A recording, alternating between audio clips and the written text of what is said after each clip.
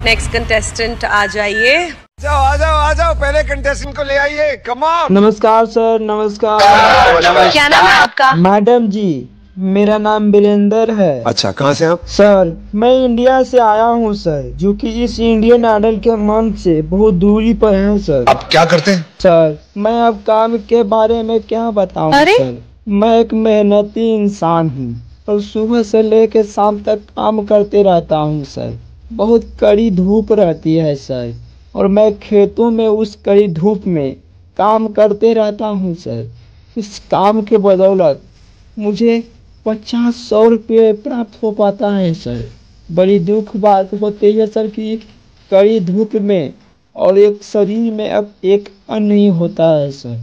और उस काम करने के बावजूद भी सही ढंग से मुझे पैसा उतना मिल नहीं पाता है सर, ना कि अपने घर का भरण पोषण उतना मैं कर पाता हूँ सर। बहुत तकलीफ होती है सर, कितना काम करने के बावजूद भी मैं अपना घर का जो परिवार का जो देखभाल सही ढंग से नहीं कर पाता हूँ, और हमेशा मैं काम पर काम करते रहता हूँ सर। काम कर रही हैं, ये तो बहुत अच्छी और बड़ी बात है। तो आपने ये यहाँ आने का क्या कब डिसाइड किया, कैसे डिसाइड किया? सर, मैं यहाँ आने का डिसाइड तो बहुत पहले से ही कर चुका था सर।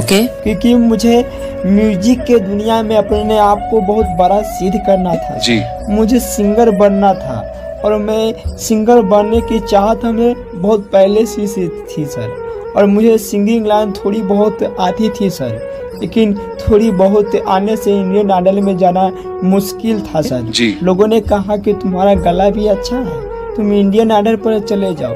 लेकिन लोगों ने कहा तो था सर, लेकिन यहाँ पर आने के लिए मेरे पास उतना पैसा नहीं था सर।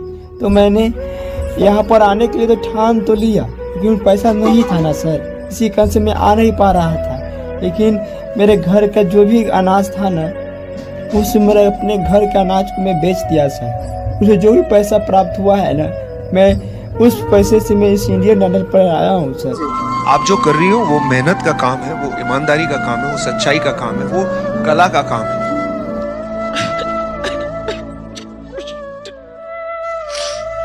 आपको देख के मुझे लगता है कि काश मुझ में ऐसी हिम्मत होती।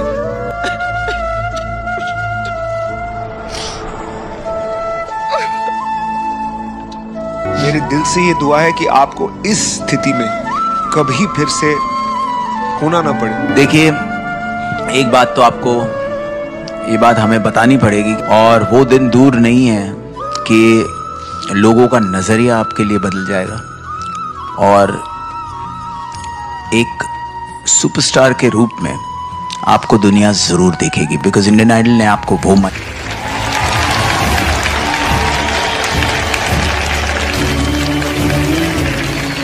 चलिए सुनते हैं, पहले फिर बातचीत करते हैं। महाबोधिसत्व परम पूज्य डॉक्टर बाबा साहब अम्बेडकर अपने अनुयायियों के सपने में आते हैं और कहते हैं, मेरे लाडलों, मेरे बच्चों, आज तुम खुशी से झूम तो रहे हो, पर क्या तुमने कभी ये सोचा कि मैं क्या चाहता था? अरे मैं तो तुम्हें दिल्ली के तख्त पर राज करता हुआ देखना चाहता था, पर तुम ऐसा कुछ भी नहीं कर सके। इसका मुझे बहुत अफसोस है। मेरे क्या अरमान थे और क्या हो रहा है। मेरा सपना तो है अधूरा, ओ मेरा सपना तो है अधूरा। मेरे होकर कर तो सके ना, मेरे होकर कर तो सके ना, मेरे काम को पूरा। मेरा सपना तो है अधूरा,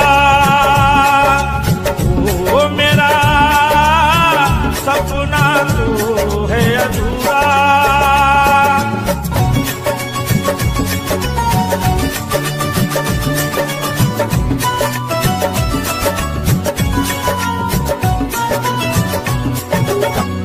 मैंने सोचा जाग गए हो, पर अब तक ना जागे।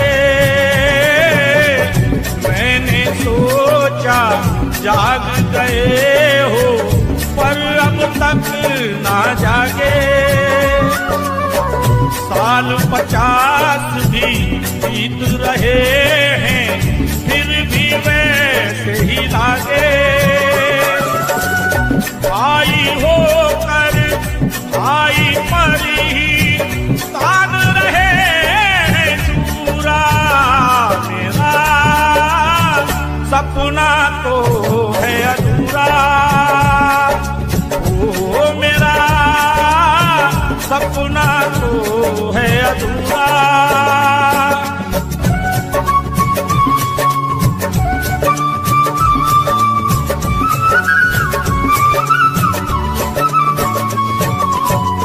भारत पर तुम राज करोगे, ये अरमान ये मेरे।